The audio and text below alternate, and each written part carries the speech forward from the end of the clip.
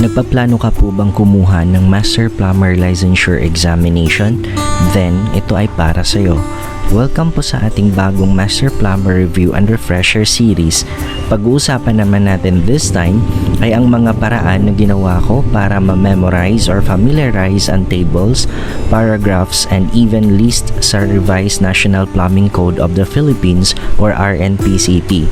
Bago mo po ito panoorin, make sure ay nabasa mo na ang RNPCP at least 3 times, cover to cover. Without further ado, let's start. Ngayon para sa part 13, pag-uusapan naman natin ang table 7-5 or ang maximum fixture unit loading and maximum length of excreta, drainage, and vent piping. Itong nasa screen ninyo ngayon, ito yung table 7-5 na makikita at mababasa ninyo sa RNPCP. Sa makikita ninyo dito na yung size of pipe from 32 hanggang 305 ay naka-mm or SI units. At mapapansin nyo rin na dito sa maximum length of vertical piping ay naka-meter din or SI units. Pati dito sa maximum lengths in meter yung para sa vent piping. At itong table 7-5, ang naging reference nito ay yung sa UPC or Uniform Plumbing Code sa may table 703.2 or ang maximum unit loading and maximum length of drainage and vent piping. At mapapansin natin dito na yung units na ginagamit ay English system or English units na kung saan yung size of pipe ay naka-inches from 1 1/4 hanggang 12 inches. Tapos yung maximum length dito for vertical ay naka-feet.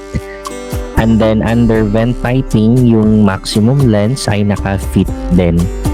That means mas madaling kabisaduhin kapag naka-English system.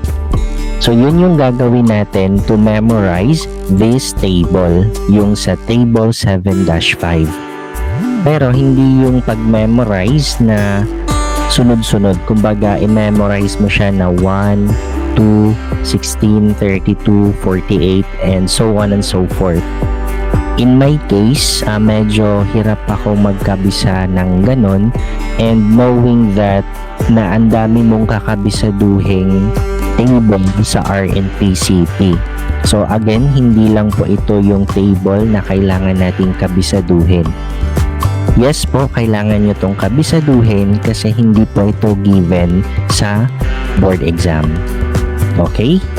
And ngayon ay ituturo ko sa inyo kung paano ko to na-memorize sa sarili kong paraan. Bago yan ay kailangan muna nating i-compare yung sa RNPCP at saka yung sa UPC. Kumbaga itong naka-highlight ng blue, okay naman, tugma yung conversion. Gayon din itong naka-highlight ng yellow, yung conversion ay okay naman from SI to English. And then yung last na naka-highlight ng yellow, okay naman yung naging conversion niya. At may isa lang akong napansin, itong naka-highlight ng color brown I think or red ba to? Kasi yung sa RNPCP ay 2, pero sa UPC ay 1. So the question is, alin sa dalawang to yung gagamitin? Para sa video natin, gagamitin natin yung 1 since isa sa mga naging references ni RNPCP ay si UPC. So ang gagamitin natin ay yung 1. So iibahin ko na lang yung kulay for you na malaman na yun yung parang ibang value sa dalawa.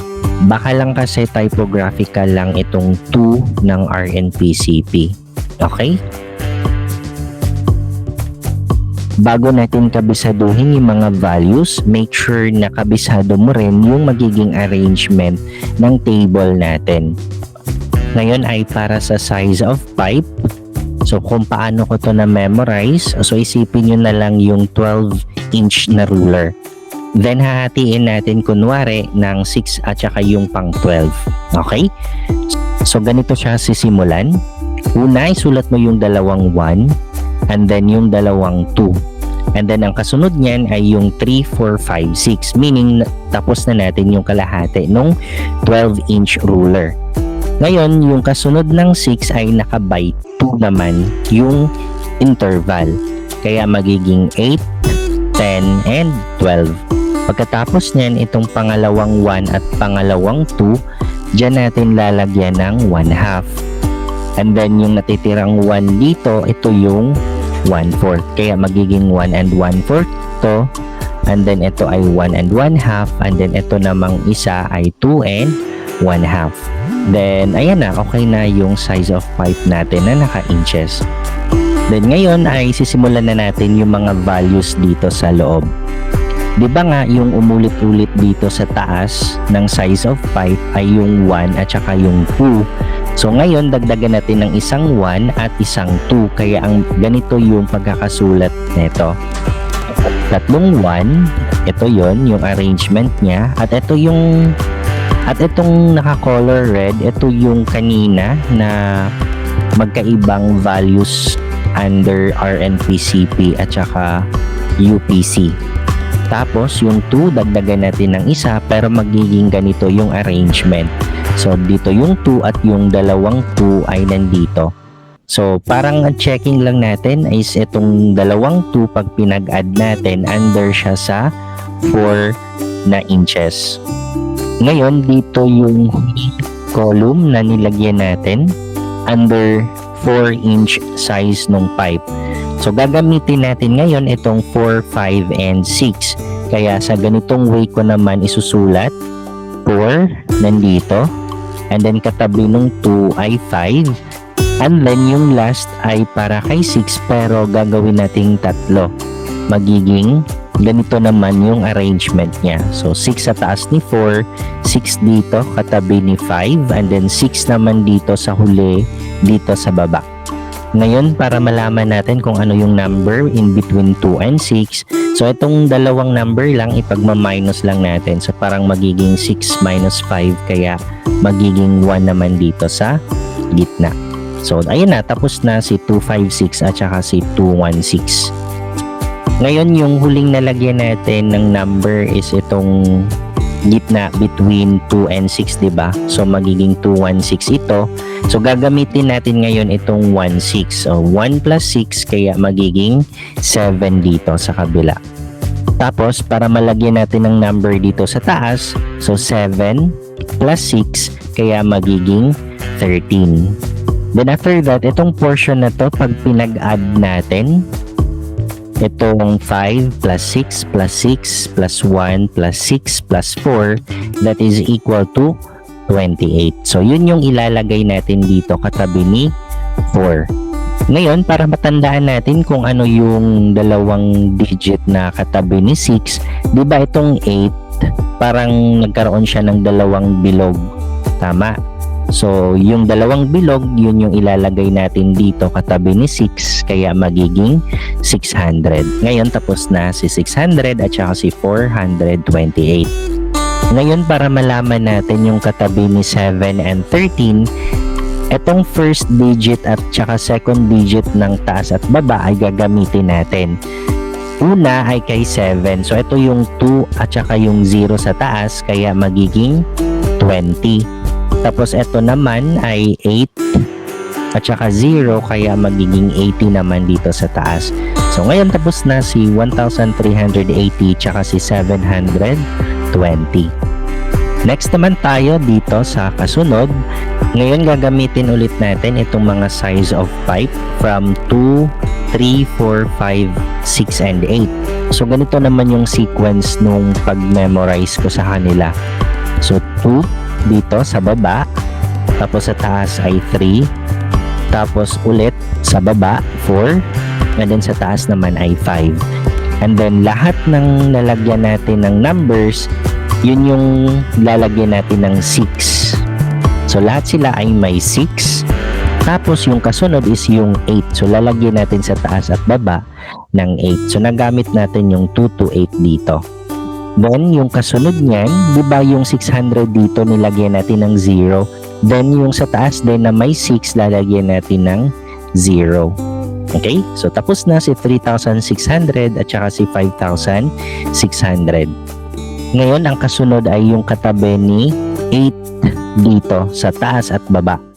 Ngayon, gagamitin natin yung numbers dito, yung 4 at saka 2. Di ba yung huling nabanggit na number is itong para sa 600. Ngayon, mag-isip tayo ng dalawang number pag pinag-add natin ay magiging 600. At gagamitin natin yung hatian, itong 4 at saka kay 2. Kaya magiging sa taas, magiging 400. Ito yon yung para sa 4 and then yung isa naman ay magiging 200. So, ayan na, tapos na yung 8,400 at saka yung 8,200. Ngayon, itong dalawang to, gagamitin ko itong pinaka huling number dito sa taas. So, yung gitna ay 40. So, yun yung isusulat ko dito katabi ni 26. Kaya tapos na si 2,640. And then, yung natira dito, nung tinanggal natin si 40 ay 80. So, yun yung gagamitin natin dito sa baba. Kaya magiging 4,680.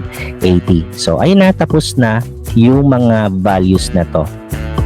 Tapos, itong naka-highlight ng green, ito yung equal dito sa may maximum FU under vent piping. Itong nandito sa letter C. Kaya, isusulat natin siya dyan. So, tandaan lang na yung parehas ay itong 1 1/4, 4 hanggang 8. Okay? Then, pagkatapos niyan, itong pinaka-baba dito. So, di ba yung huling number, ang umulit dito ay 8. So, yun yung isusulat natin dito. 8. And then, 8 times 2, itong nandito sa taas, gagamitin natin to. Kaya, magiging 16. And then, 16 times 2, hayaan mo na yung 1/2. Kaya, magiging 32. And then, 16 times 3, magiging 48 naman dito. Ngayon, yung digits ng 16 ay i-add lang natin. Kaya magiging 1 plus 6 is equal to 7. Tapos yung 7, imumultiply lang natin sa 2, kaya yung nandito sa baba ay 14. So ngayon, yung 14 ay pag-add ulit natin yung digits niya. So magiging 1 plus 4 is equal to 5. So diba dito ay 7, dito ay 5. So 7 times 5, that is equal to 35. So ayan na, tapos na natin yung letter A. Para naman kay 3 under letter B, ang palatandaan natin dito is itong size of pipe under sa values na parehas kay A tsaka kay C. So gagamitin natin itong 45. So yun yung isusulat natin dito. Ngayon, gagamitin ulit natin itong numbers na 2, 3, 4, 5, 6. So, yun yung isusulat natin. Pero, ang start naman natin ay uurong ng isa. Kung dito ay nag-start ng 4, bali dito ay mag-start tayo ng 3. Kaya, magiging 2, 3, 4, 5, and 6. Kaso, ang gagawin natin is itong 4, babawasan natin ng 1, ililipat natin kay 6. Kaya ngayon, magiging 2, 3, 3, 5, 7. Okay, next. Diba dito tayo nag-start sa 2? So, yung katabi niya ditong fraction ay 1/2. So, yung 1/2 gagawin lang natin siyang 1/2 na katabi ni 2. Kaya magiging 212. Then, ngayon itong sa value natin dito, no? Kung makikita natin dito sa taas, ito ay 600. So, ang gagawin lang natin, babaliktarin lang natin tong 6. Kapag binaliktad mo na to, magiging 900. So, kukunin lang natin yung 90. So, yun yung ilalagay natin dito sa baba. Tapos, di ba may natira pang isang 0? So, yun yung ilalagay natin dito, pero doble. Kaya magiging 300 naman to. Then, pagkatapos niyan is itong 90. Ang ginawa ko dito ay isip lang ako ng number na kapag inad ko sa 90 ay magiging 100. So, that is 10. Ngayon, ang gagawin natin ay i-add lang natin si 90 at saka si 10. Kaya magiging 100. Then, i-divide lang natin sa 2. Kaya magiging 50 dito sa dulo. So ayun na, tapos na yung part natin dito. Tapos itong naka-highlight ng blue, ito yung kaparehas niya dito sa baba. And then isusulat lang natin. Then next, yung kasunod ni 45. Ang gagawin natin, mag-a-add lang tayo ng 20. So paano ko maalala na 20 ang i-add dito? So siguro itong 2 dito sa taas, dagdagan ko lang ng 0. Kaya ang kasunod ay 65, and then 65 plus 20, kaya magiging 85. Ngayon yung sa value dito, di ba yung nasa taas ay 14? So isusulat ko yung 14, tapos yung katabi niya dito ay 8, kaya magiging 148 dito or 148. So ayun na, tapos na yung sa row 3. Then ang kasunod niyan is ito namang para sa row number 5. Ang huling number na nabanggit dito sa row number 3 ay 8. So yun yung unang number natin dito. Then, di ba nasa pangatlong column to, kaya ang gagawin ko 8 times 3, kaya magiging 24. Then ang gagawin ko, kopyahin ko lang ditong 4 and 8, kaya magiging 48. Tapos ang gagawin ko, babaliktarin ko lang yung 48, kaya magiging 84 naman to. So ayan na, tapos na yung para sa row number 5. Then last, para sa row number 6, di ba ang naging reference natin para dito sa 8 is itong 148. So ngayon yung natira dito ay 14. So i-add lang natin yung digits, kaya magiging 1 plus 4 is 5. So yung 5 yun yung ima-minus natin kay 65. Kaya 65 minus 5, that is 60. So yun yung isusulat natin dito sa baba. Ngayon yung 60 ay multiply lang natin sa first digit dito, which is 2, kaya magiging 120. Then ang panghuli, itong 60 times 3, yung digit na to, that is equal to 180.